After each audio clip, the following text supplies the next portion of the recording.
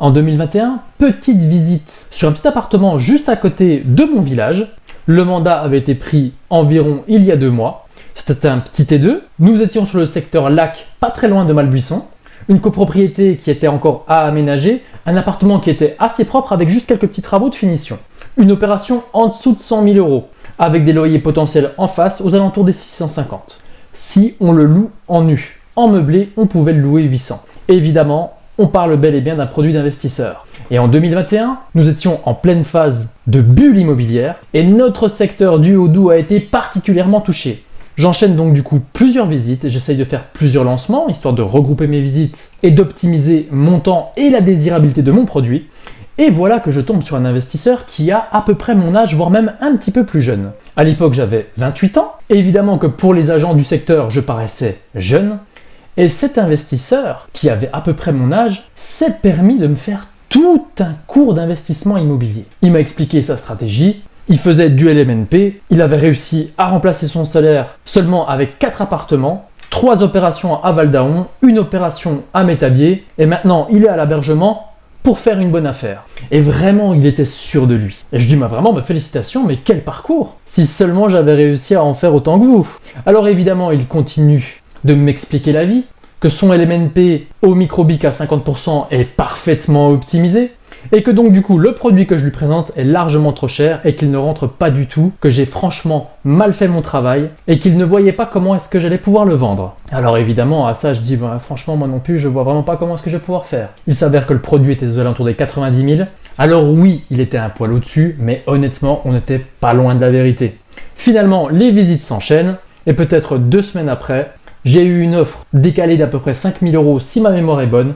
On a pu trouver un accord avec le vendeur, le produit est parti. Qui est-ce qui m'a rappelé à peu près 1 mois après l'opération? Eh bien ce même investisseur qui me demandait si l'annonce, vu qu'on n'avait pas encore retiré l'annonce, était toujours disponible parce que finalement il voulait se positionner.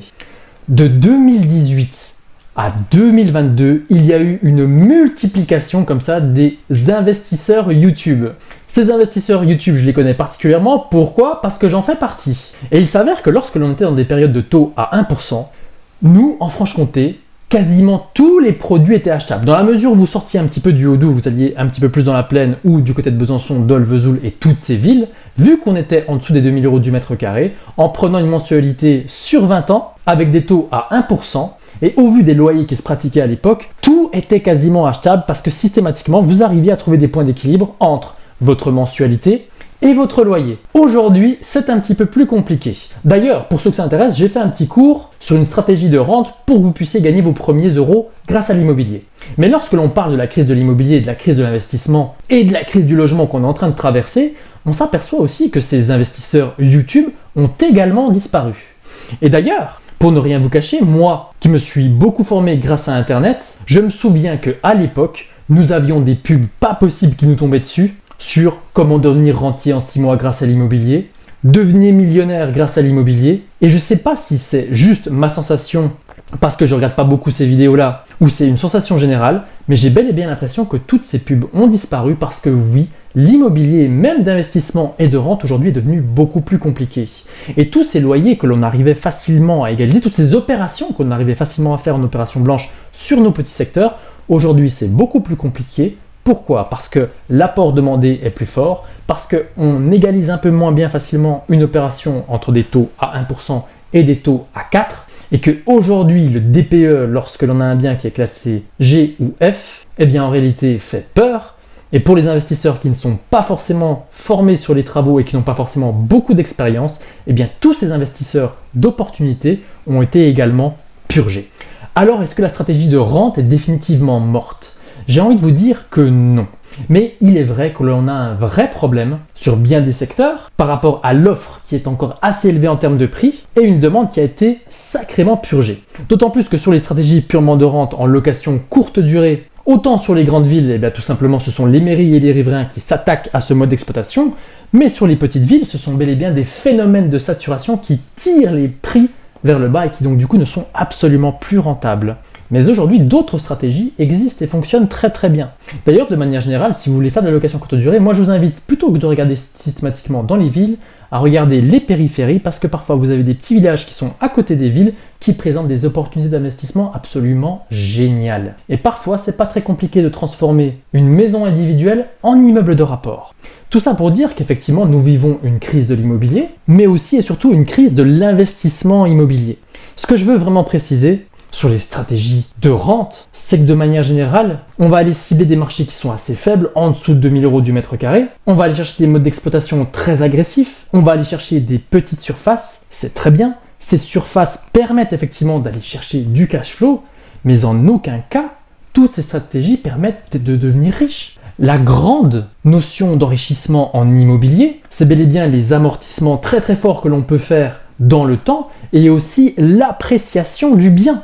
Les stratégies de rente ne sont faites strictement que pour les débutants. Le statut LMNP ne sont faits que pour les débutants, mais rapidement, lorsque vous allez avoir un patrimoine qui va commencer à grossir, il va falloir voir les choses d'une manière un petit peu différente. Alors oui, la location courte durée, la location moyenne durée, les petites surfaces permettent de remplacer un SMIC, d'aller chercher du 3000 €, mais rapidement, on va se faire rattraper par la fiscalité. Donc, l'investissement immobilier d'opportunité est plus compliqué aujourd'hui qu'il ne l'était hier.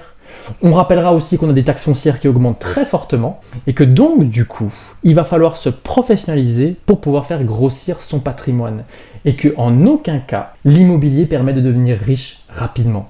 Je ne vous cache pas, pour rebondir sur l'anecdote du début de vidéo, que ces investisseurs-là, aujourd'hui, autant ils étaient assez nombreux il y a de ça quelques temps, autant aujourd'hui, je ne vous cache pas que je n'en vois absolument plus aucun. Est-ce que ces personnes faisaient de mauvaises choses? J'ai envie de vous dire non. D'ailleurs, moi je fais partie de ceux qui se sont beaucoup fermés sur Internet, qui ont acheté des formations, qui ont acheté des produits pour pouvoir devenir investisseurs. Mais entre le marketing qui pouvait nous vendre des choses incroyables et la réalité du terrain, je vous assure qu'il y avait une vraie marge. Et depuis que la crise de l'immobilier est arrivée, tous ces investisseurs d'opportunisme ont été purgés. Est-ce que c'est une bonne chose? Je ne sais pas. En tout cas, sur les produits d'investissement que je vends maintenant, je remarque que la plupart des investisseurs cherchent des stratégies bien plus passives. Alors évidemment, je suis sur un marché qui est plus un marché de capitalisation que sur un marché de rente, mais mes collègues de Belfort ou de Vesoul me disent un petit peu la même chose. Ces demandes d'apport si fortes par les banques et ces taux qui sont passés de 1 à 4 ont vraiment mis à mal le marché également de l'investissement locatif. Alors oui, nous avons une crise du logement neuf, une crise de la promotion, une crise des constructeurs de maisons individuelles. On a connu une crise du taux d'usure.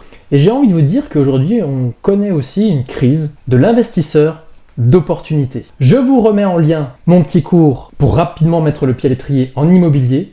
J'espère que cette vidéo vous a plu. Je trouvais que cette anecdote avait un petit peu de saveur parce que très honnêtement, ce genre de profil, je ne le vois plus. N'hésitez pas à me dire ce que vous en pensez dans les commentaires et je vous dis à très vite pour de nouvelles vidéos. Ciao ciao ciao!